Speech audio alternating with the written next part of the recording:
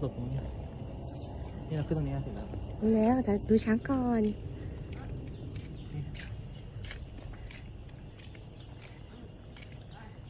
สวัสดีค่ะเฮ้ยช้างมาช้างมา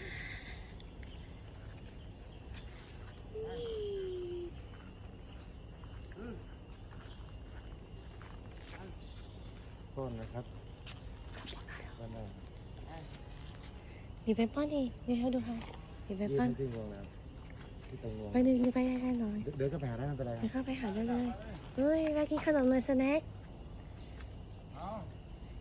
สแน็คสแน็ค มาหน่อย สวัสดีค่ะ สนุกไหมคะ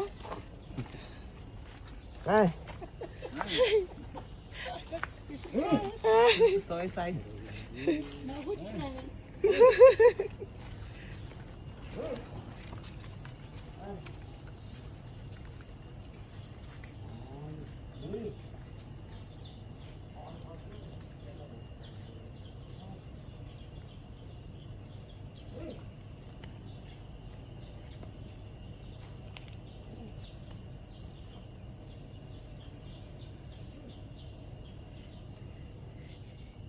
สนุกไหมครับ